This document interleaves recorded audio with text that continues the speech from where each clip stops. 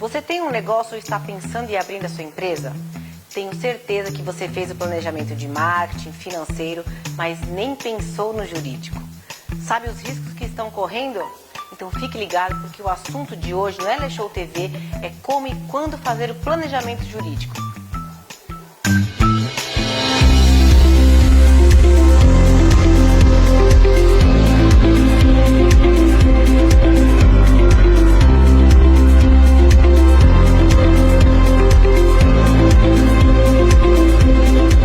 O Ela Show começa agora e hoje a gente vai falar sobre um tema importantíssimo, que é o planejamento jurídico.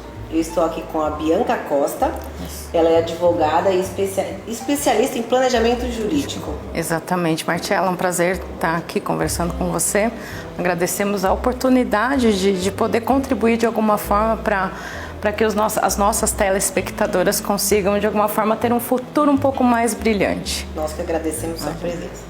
Agora vamos falar um pouquinho sobre o que é esse planejamento jurídico que as pessoas tanto esquecem quando vão iniciar a sua empresa. Vamos lá, Marcela. Planejamento jurídico estratégico. Acho que é mais interessante a gente começar falando o que é planejamento. Planejar-se é se programar com o intuito de atingir algum foco. Quando a gente vai montar uma empresa, ou quando a gente está começando a montar essa empresa, o intuito de todo empresário, de todo sonhador é lucro.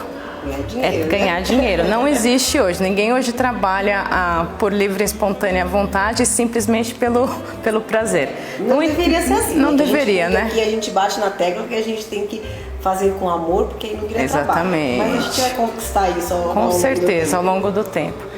Então, o que o empresário precisa? Se planejar.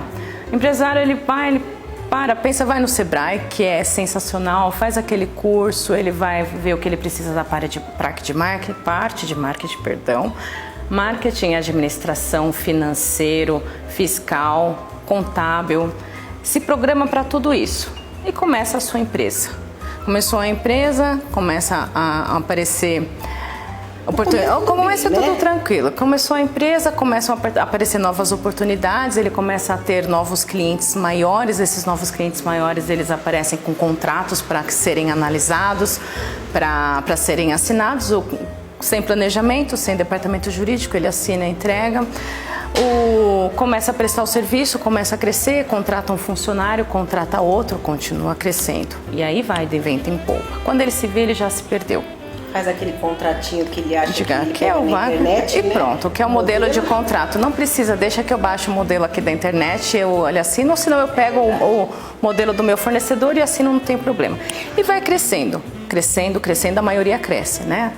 Vai crescendo, chega uma hora que ele recebe uma bomba. Teve que demitir um funcionário, uma ação trabalhista, e aí? Não é uma situação incomum, aliás, é mais fácil disso acontecer do que qualquer outra situação. E aí ele vai precisar de um advogado e está lá o advogado custo. É essa visãozinha que a gente quer mudar, Marcela. Advogado não é custo, departamento jurídico não é custo. Departamento jurídico ele é investimento, como qualquer outra área do planejamento empresarial. Então, o nosso trabalho, que a gente vem desenvolvendo ao longo dos tempos, infelizmente, devido à observação de várias empresas quebrando ou ao pé de quebrar, é justamente trabalhar esse planejamento jurídico estratégico para que a empresa não tenha uma surpresa desagradável no final, para que ela realmente chegue à sua maturidade de uma forma saudável. Então, é isso que a gente faz. Você passa 2 anos trabalhando e guardando aí o lucro, se capitaliza, depois de 2 anos um funcionário sai e te coloca uma ação trabalhista e todo aquele seu capital vai por água abaixo. E o pior, né, Marcela, que vai por água abaixo, às vezes não por culpa do funcionário. Infelizmente, o próprio empreendedor ele não tem o conhecimento da área para que ele consiga seguir as leis.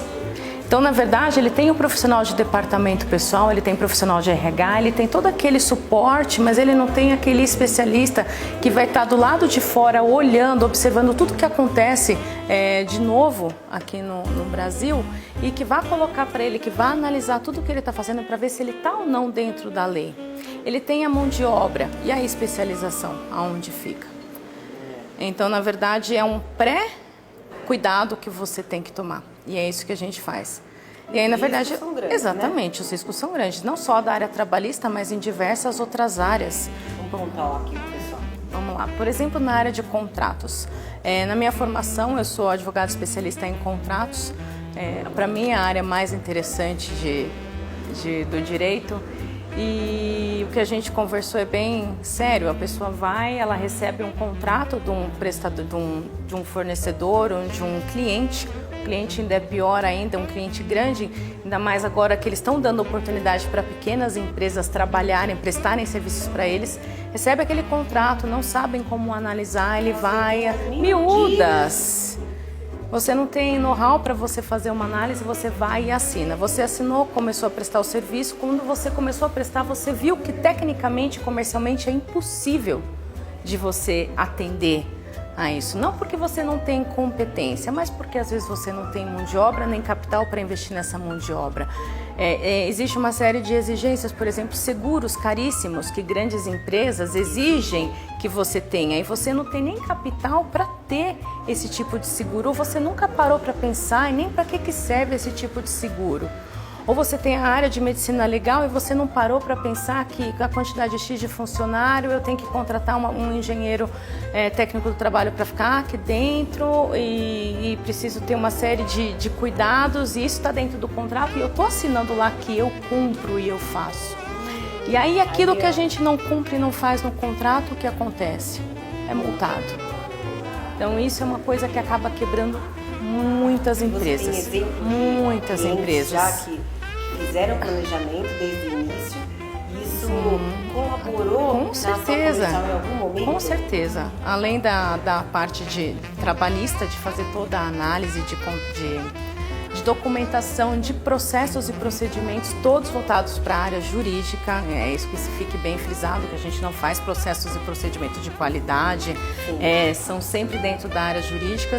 E da área de contrato também, a gente tem bastante resultado positivo, principalmente relacionados à lucratividade. A gente trabalha com risco, então a gente impede o cliente de dar um passo em falso, e por mais que hoje ele tenha um lucro um pouquinho menor, mais para frente ele vai ter algo sólido e válido. Então a gente tem diversos cases de sucesso. A confidencialidade é algo bem difícil da gente trabalhar para dizer nome, mas temos sim dentro do nosso escritório, e a gente está sempre aberto para conversar e entender qual é a necessidade que cada um tem. Por exemplo, contratação de prestação de serviço, eu acho que é uma área bem... É um ponto crítico, Tá. porque como você bem disse, a empresa começa a crescer, Exatamente. e não tem mais capacidade de fazer sozinho, precisa contratar. Exatamente. Aí eu não vou contratar a CLT porque é custoso, contrato é uma prestação de serviço. Aí ele não presta atenção na contratação da terceirização de mão de obra. Vai, pega um contrato de internet qualquer E faz. Tá feito o problema. Aí o que aconteceu? Dentro da área de terceirização de mão de obra, prestação de serviço, o empregador ele acha que é simplesmente contratar, eu não sou empregador, então não tenho absolutamente responsabilidade alguma de cuidar disso. Eu vou observar se o trabalho está sendo feito do jeito que eu quero, e se não tiver eu rescindo o contrato. E na verdade não funciona assim. Geralmente terceirização de serviço, você acaba alocando um funcionário de uma outra empresa dentro da sua, perdão, acaba alocando funcionário de uma outra empresa dentro da sua. Um exemplo bem comum do que acontece. A partir do momento que você alocou esse funcionário dentro da empresa, o seu cuidado ele tem que ser o dobro do que se você estivesse tratando com o seu próprio funcionário. Você pode pontuar para nós? Claro, sim. Quais são os cuidados importantes na hora de contratar uma prestação de serviço, por exemplo? Na contratação, avaliar bem a empresa que você está contratando, averiguar se ela cumpre a legislação previdenciária, trabalhista, social. É tua responsabilidade. Exatamente. Se ela está cumprindo. Exatamente. O tomador de serviço ele tem o dever de fiscalização. Tanto que a maioria dos contratos ele deve conter naquelas cláusulas miúdas que ele tem que exigir do prestador de serviço que ele encaminhe mensalmente os comprovantes de recolhimento, os comprovantes de pagamento, para que ele tenha uma segurança maior se no final das contas ele for acionado conjuntamente com o prestador de serviço, ele tenha lá como provar que está sendo pago também. E para que ele não caia no risco também de tá vendo que não está sendo pago e vou responder também. Então ele tem o dever de fiscalizar. Dever de fiscalizar. Então esse é um cuidado muito grande, prestar atenção em quem você está contratando, se a empresa é idônea, se ela é legalmente constituída, se ela está atendendo a legislação, se ela paga os funcionários de forma correta, se ela segue o que é previsto dentro da legislação. Esse é o principal dentro da área de direito e prestar atenção no contrato, lógico. Quando a gente faz uma contratação agora, existem os prestadores de serviço que estão na condição MEI. É tranquilo? É normal? Tranquilo, ou não? normal. Ele foge das regras de contratação? Não, ele está dentro das regras de contratação. É uma empresa também. É uma empresa também. A única coisa é de forma normal como prestador de serviço. A única diferença é que é na parte de responder perante responder juntamente com a empresa, é a única coisa que muda, mas ele responde também perante o tomador de serviço. Ele pode ser contratado, hoje em dia isso é mais do que comum, isso você não contratar. Não facilita caracterizar o vínculo. Caracterizar o vínculo é muito mais uma questão de atitude de qualquer outra coisa, né? Na verdade, você tem que prestar atenção na subordinação, se você na autonomia que esse MEI vai ter dentro da empresa, ou se ele vai ser subordinado a você, cumprimento de horário, remuneração, tudo que configura da mesma forma para um empregado CLT, que ele consegue comprovar judicialmente que ele foi e é empregado da empresa. É a mesma coisa, é mais uma questão de postura do que qualquer outra situação. Muito bem, temos ainda muita coisa para conversar. Legal. A gente vai para um breve intervalo e já a gente volta.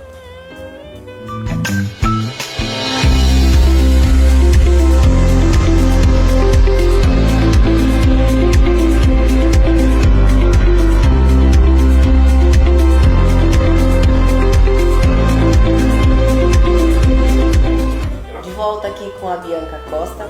E Bianca, eu queria que você esclarecesse para nós, o pequeno ainda é o que mais sofre? O pequeno ainda é o que mais sofre. Ele sofre por diversas razões, mas eu acredito que as duas maiores é falta de conhecimento e falta de capital para investimento. A preocupação, porque ele acha que ele não vai ter. Ele Exatamente, ele nem sabe quanto é. Esse é a preocupação. Acha que é caro. Exatamente, aí ele acaba pensando no que eu vou investir. Então ele vai pegar o que ele acha, o que ele tem ainda sem experiência, o que ele acha, literalmente isso, que vale a pena investir. Você sabe que até a área de marketing é difícil o pequeno empreendedor pensar. Então ele pensa na administração só e no financeiro. E no espaço e na máquina, esquece que se você não divulga, você não vende. E se você não se prepara juridicamente, também não adianta nada você vender e ter algum tipo de resultado. Então ele acaba sendo o que mais sofre. Ele não para. A dica é pare um pouco e procure saber, procure se informar. Né? Informação é a chave do negócio. Sim. Se informe.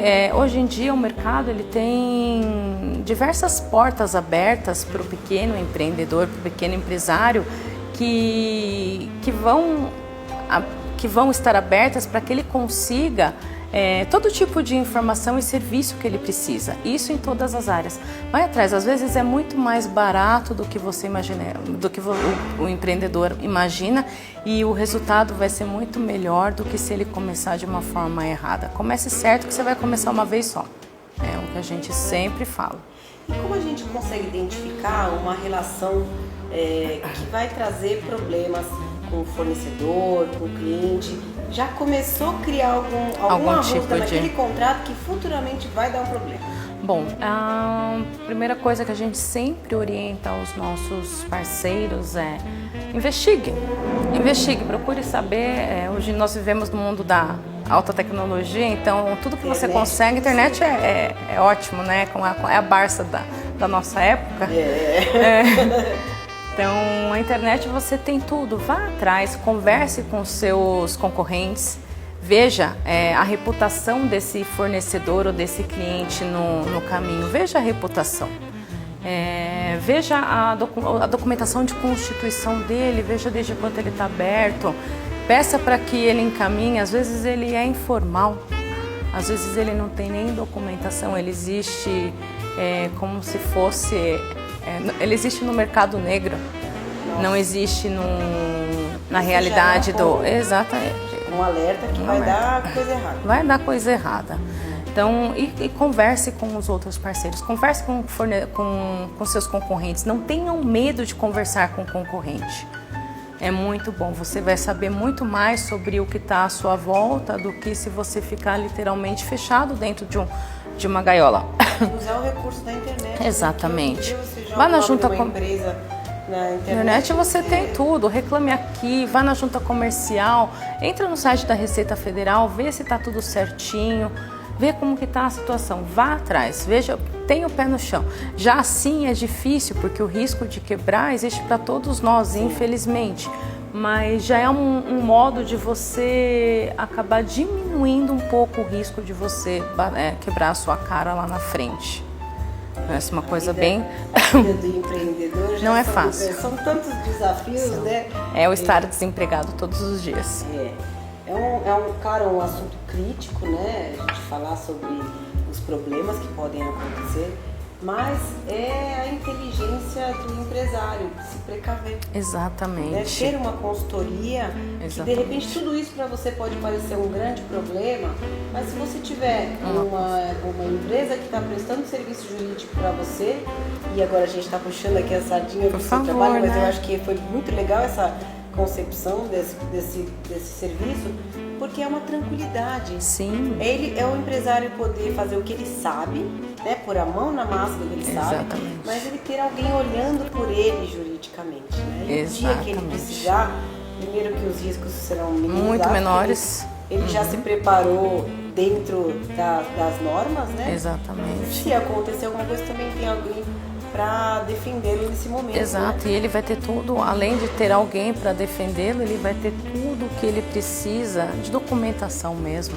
para que ele consiga ter mais probabilidade de ganho dentro da justiça, se chegar nesse ponto, né? E aí, vamos dizer então que eu abri a minha empresa, não tenho nem empresa, na verdade, eu sou a empresa do mercado negro.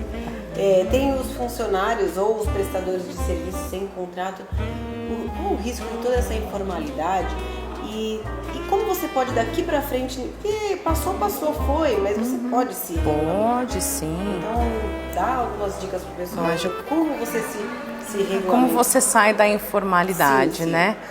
Abra sua empresa, a primeira coisa é abra sua empresa, não fique Abrir a empresa às vezes pode ser um investimento, a gente nunca trata como custo, a gente trata como investimento. Pode ser um investimento que você tenha que fazer de imediato, mas é um investimento que pode te abrir portas mais à frente. Você pode ser contratado a partir do momento que você é uma empresa. A segunda coisa é regularize tudo que você tem que regularizar. Regularize a sua parte contábil, tenha um contador, faça tudo direitinho. Perdão. Regularize a sua parte fiscal, regularize a sua parte de recursos humanos, que é mais do que importante. Hoje você tem 10 pessoas que trabalham para você de uma forma informal, converse com eles. Se eles já estão há algum tempo trabalhando com você, existe alguma parceria. Tentem ajustar a formatação de contratação como empregado, se for o mais viável, que às vezes nem para o próprio empregado ele acredita que seja viável.